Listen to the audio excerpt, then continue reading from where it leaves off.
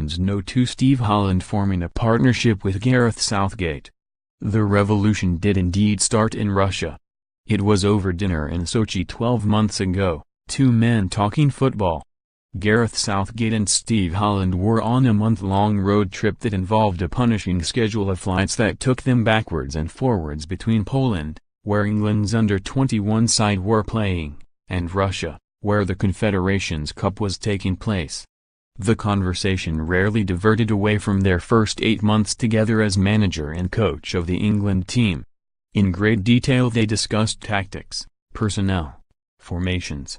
But it was while dining one evening in the host city of the 2014 Winter Olympics that the switch to a back three, and for this generation of England players a completely new system, was first suggested. It was not something they had considered possible when Southgate first succeeded Sam Allardyce in the most extraordinary circumstances in the autumn of 2016. When we took over initially the two previous games were Sam and the qualification game, Slovakia away. 10 men, we get the late goal, said Holland, giving his first newspaper interview since becoming Southgate's assistant with England. And the game before that was the Iceland game. 2007-08, Crewe Alexandra, manager, 2009-11, Chelsea reserves, manager, 2011-17, Chelsea, assistant manager, 2013-17, England U21. Assistant manager, 2015, Chelsea, caretaker manager, 2016-present, England, assistant manager. So Gareth's first game is 3 managers in 3 games with England, off the back of Iceland still being very much in the air. And we had only 2 or 3 days to work and we're in qualifiers. Gareth's an intelligent guy and I think he recognized early that it wasn't a time for revolution. It was a time for making decisions that he felt would get results in the short term, to secure qualification. So we went really from a 4-3-3, which had been Roy's system in the previous campaign, and I think Sam's in his one game, and we went to 4-2-3-1, played with a number 10 rather than a pivot and 2 8s. The plan in the short term was really to try and get a bit more support to the forwards and hope that was going to be good enough to get us through qualification. It was a plan they stuck to until their passage to the World Cup had indeed been secured. But their vision of what they had in mind for the tournament began to unfold a year earlier. The under-21s were in Poland and the finals in the Confederations Cup was here, and we spent about 4 weeks on the road, the two of us, said Holland. We were over here looking at potential facilities. We hadn't of course qualified by then. So without taking any liberties we were looking at what might be a good idea, what might be a good place, experiencing the different climates at the right time of year. We went back to watch the 21s when the England games were on and went back to the Confederations Cup when those games were on. We spent a lot of time on a plane but it really gave us the opportunity to speak about what we'd learned in the first year. We came to some conclusions. We watched the matches in the Confederations Cup. Germany, Portugal, Mexico, Chile, some good teams. And we tried to envisage how our team would look in those kinds of fixtures against that kind of opposition, and we made some decisions. One of those was a back three.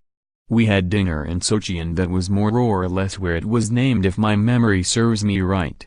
We felt we would be better with and without the ball with a back three.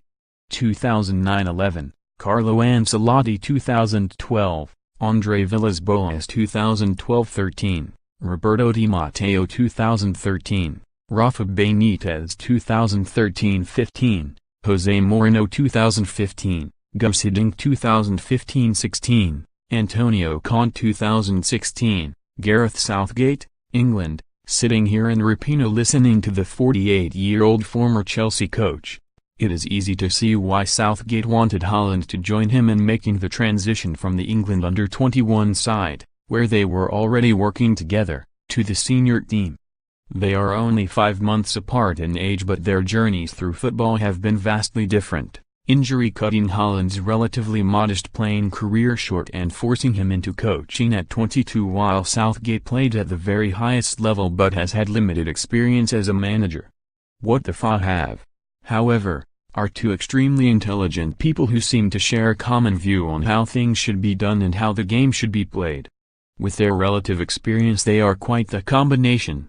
The system that they developed for England, while ultimately Southgate's call, seems to be the product of their experiences in the game. We looked at Terry Venables, the Euro '96 team, which Southgate was part of, with Steve, McManaman and Darren Anderton as wing-backs and Gary Neville in a back three, the balance of the midfield etc., said Holland. Even back to Bobby Robson, in Italia '90, who started with one way of playing and then went to a back three. But the process really was, what gives us the best chance of not conceding many goals? What gives us the best chance of having more control of the game with the ball?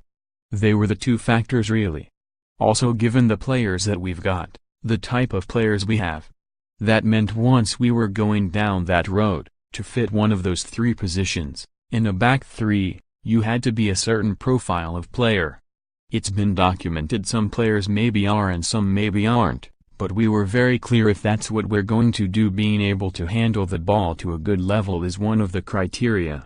Asking Kyle Walker to become part of a back three, Holland explained, was something that came later. I spent a year with Antonio Conte at Chelsea, not last year, the year before, and Chelsea won the league that year with a 3-4-3, with Caesar Azpilicueta as a full-back in a back three, with Gary Cahill on the left and David Luiz in the middle, he said. It was a combination of how we viewed our own players,